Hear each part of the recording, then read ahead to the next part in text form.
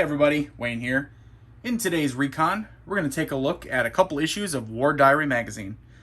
These were sent to me by Roy Matheson, so I want to thank him for that. War Diary magazine is a magazine that covers a variety of topics, has reviews, it has variant rules, it has opinion pieces. Now, it is not a magazine war game style magazine, right? It doesn't come with a war game. However, you do get some things in it depending on the issue that are either going to, enhance your current games, maybe add alternate rules, or I noticed in the case of this one here, it actually had some cards that it came with. Looks like you have to cut them out yourself, but had some additional cards for the Atlanta campaign, Death of Dixie, from Lock and Load Publishing. I believe Lock and Load is the actual sort of publisher, right? Think of like when Hollandspiel or White Dog Games designs a game, but then Blue Panther prints it. I believe Lock and Load Publishing does the publishing / printing. Maybe they arrange it anyway. So then we have some additional cards for another game. Okay, so War Diary magazine. What is it, right? And again, as always, these were sent to me to check out. It's not a paid preview. I don't do paid content. We're just gonna go ahead and take a look at them because I'm always interested in new avenues for wargaming media. And you can say, well, Wayne, a magazine's not new. No, but instead of just the traditional wargame magazine that we think of, right, usually comes with the game. And all the ones from Decision Games, Strategy and Tactics, World at War, Against the Odds magazine. What else am I thinking of? Paper Wars, which I actually just subscribed to for the second time. So anyway, let's go ahead and take a War Diary today. Take a look at it. So let's look at issue number 18 here. So again, it came with those cards I set on the side. Perfect. Nice little cover artwork. So you'll have some ads in here, and you'll have a couple ads sprinkled throughout. Give you an idea what is in it. What I liked about it is I looked through the issues and I read through them. They arrived, like I said, I started looking through, and this is the type of magazine that you take to read, right? You're not picking it up to get the game and then maybe read the article on the game and then maybe not even then, right? You just pull the rules out of it and then the rest of you just basically leave. Basically, the magazine gets set aside, put on the shelf, and you never read it. This is a magazine that you read, right? War Diary is one that you're going to get, and a Wargaming journal, right? You're going to be reading through it. So, for instance, it'll have guidance, the Winter Soldiers, the Battles of Trenton and Princeton, John Heim, which he has those games from, I believe it's the ones published, right? Is it Trenton or Princeton? One of them is published by Lock and Load Publishing. Anyway, you have, a full article, you have pictures, you have maps here. You can see different phases of the battle, of the campaign here. See, the game system is a development of the Battles of the Continent series of games. I'm trying to find, where does he say? One of them is, I believe one is published and one may be still being published. Anyway, so information there. Like I said, you'll have some ads in here.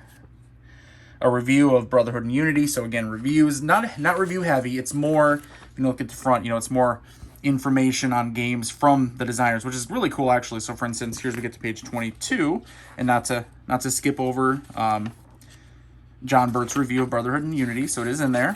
But what I was tickled by, because guys know I'm a huge fan of Corregidor, Return to the Rock by Michael Ranella, the Area Impulse game.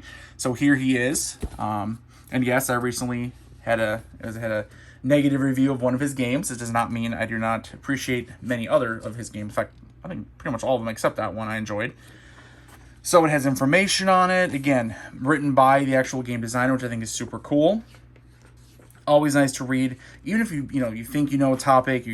I think it's always fascinating to read kind of different people's opinions and viewpoints, because yes, it's the same facts. Well, hopefully it is, right? But you're seeing them kind of from a different perspective and what they believe is important part of it. Leadership variant from the Napoleonic 20 series. I'm not a huge Napoleonic fan. You guys know that. Adventures in Die Cutting, Andy Lokes. So, little tips, kind of a fun story, fun, interesting, and helpful if you want to do that sort of thing. That's not me. I am not arts and crafts type guy, but definitely funny to read, or fun to read, I mean. All right. And then here we have On Gaming, Alternate History and Game Design. Louis Pulsifer, which in the next one you'll see a Ooh, and then here we go. So, which this also caught my eye, by the way. Taking cavalry for a ride. Optional cavalry employment in the Atlanta campaign. I believe maybe it had to do with those cards. But look at this. The following optional rule seeks to have a cavalry act the way cavalry did, as well as keeping the game entirely playable for the solo gamer. Sold. You got me. As soon as I saw solo solitaire, I am on board. So, and then we'll add in the back. So, okay, so let's look at, so that is War Diary number 18, I believe. Now, look at 19, I believe. This is the newest issue. I love that. I love the fact that it's, you know, just a little bit of text, and then mainly you can just enjoy the artwork. Little, you know, editor, of course. Little ad. You can see different information here. Now, this one is a little heavy on Napoleonic, you know, Crisis of Frederick the Great, Parma, 1734, stuff that does not particularly interest me. However, there's definitely a couple in here that really do, for instance. But, you know, I don't want to totally skip over them. But there you go. Who is this? Michael Stoltz, Eagles of France.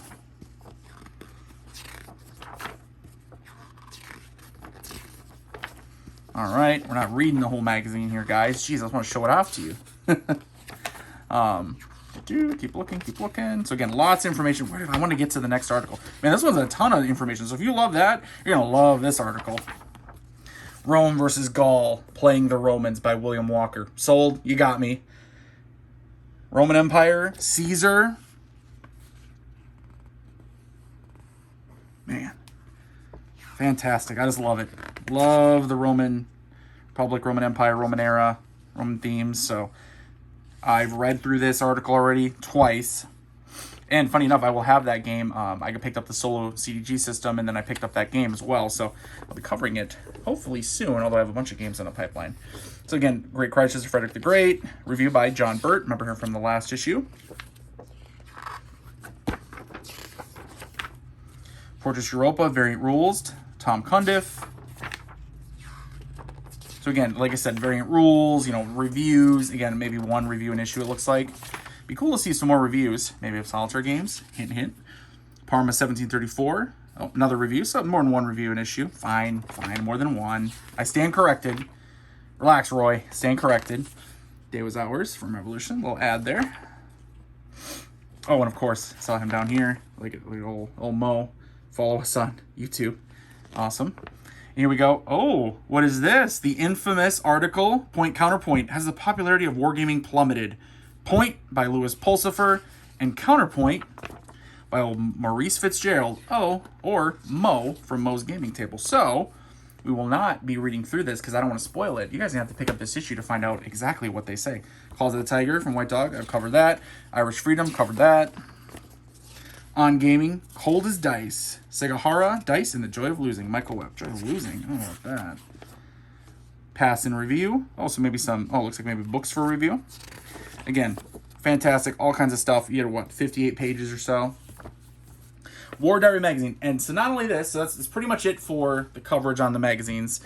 But I did look it up because I wanted to see, okay, so what are we talking for price, right? So if you subscribe, and I know this is the United States, so sorry, I know I have a lot of viewers that are overseas or international, Canada included, not overseas. Sorry, guys. But in the U.S. at least, it's only $32 for a year subscription. You get 3 issues.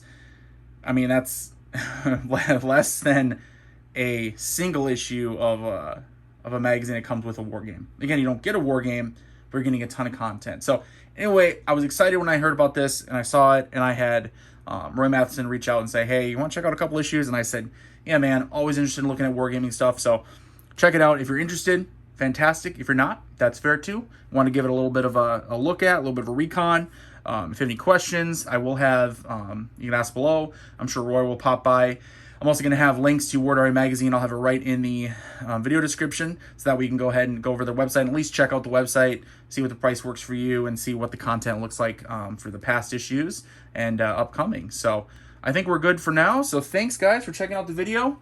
I sure appreciate it. And until next time, later.